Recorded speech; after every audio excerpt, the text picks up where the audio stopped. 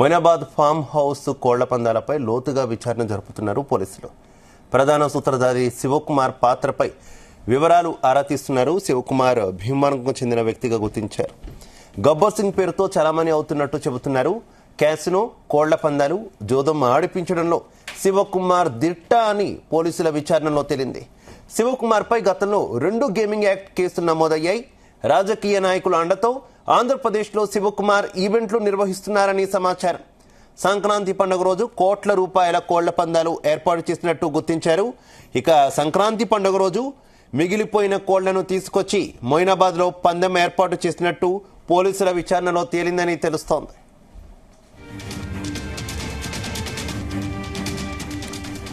ఇదే విషయానికి సంబంధించి మరింత సమాచారం మా క్రైమ్ బ్యూరో చీఫ్ రవితేజ అందిస్తారు.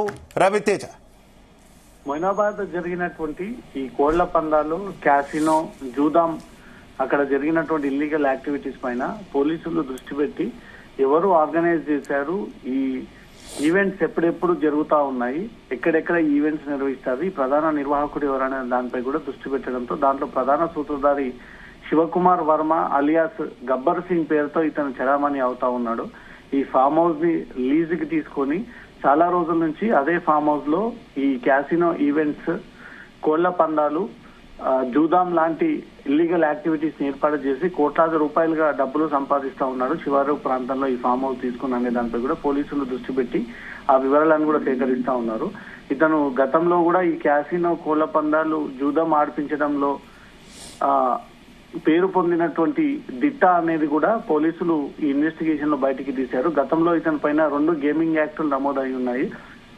ఆంధ్రప్రదేశ్ లో ఈ సంక్రాంతి పండుగ వచ్చిందంటే చాలు క్యాసినో టేబుల్స్ ని పెట్టి అక్కడ ఇల్లీగల్ గా కొన్ని, లీగల్ గా కొన్ని అధికార పార్టీకి చెందినటువంటి ఎమ్మెల్యేల అండర్ పెట్టుకొని ఆ ఎమ్మెల్యేలను పెట్టి పోలీసులను మేనేజ్ చేసి అక్కడ ఎవరు కూడా రాకుండా కోట్లాది రూపాయలుగా టర్న్ ఓవర్ చేసి ఇటీవల జరిగినటువంటి సంక్రాంతి పండుగ టైంలో కూడా ఈ టేబుల్స్ ని ఏర్పాటు చేసి జూదాం లాంటి ఇతర ఇల్లీగల్ యాక్టివిటీస్ కి పాల్పడ్డారనే దానిపై కూడా పోలీసులు ఈ వివరాలన్నీ కూడా ఆరా తీశారు. అతన్ని పైన ఉన్నటువంటి కేసులన్నీ కూడా పెండింగ్ లో ఉన్నటువంటి కేసుల వివరాలన్నీ కూడా ఆరా తీసి ఎన్ని రోజుల నుంచి ఈ క్యాసినో ఈవెంట్స్ ఏపీలో నిర్వహిస్తా ఉన్నాడు, ఎలా ఇవన్నీ బయటికి రాకుండా మేనేజ్ చేస్తా ఉన్నాడు, ప్రభుత్వంలోని కీలకమైనటువంటి వ్యక్తులు శివకుమార్ కు సహకరిస్తూ వారికి కొన్ని పర్సంటేజ్ రూపంలో కమిషన్ ఇచ్చి ఈ ఇల్లీగల్ యాక్టివిటీస్ అన్ని కూడా సాగిస్తా ఉన్నాడు అనేది కూడా పోలీసులు గుర్తించడం జరిగింది.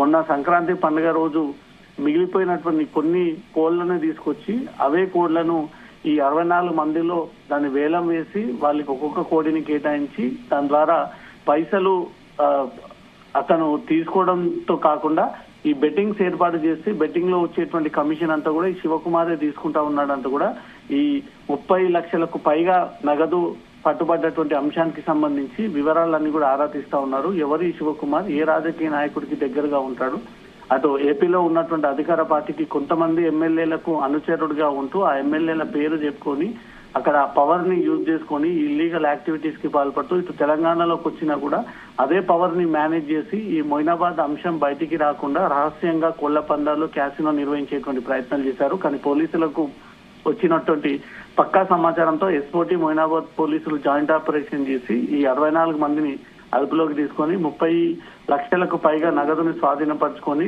18 కోళ్లని స్వాధీనం పరుచుకొని ఈ శివకుమార్ ఎక్కడెక్కడ ఇల్లీగల్ యాక్టివిటీస్ కి పాల్పడతా ఉన్నాడు అనే దాంతో కూడా పూర్తి స్థాయిలో ఆ వివరాలన్నీ కూడా సేకరిస్తా ఉన్నారు. Shiva, right, okay, thank you.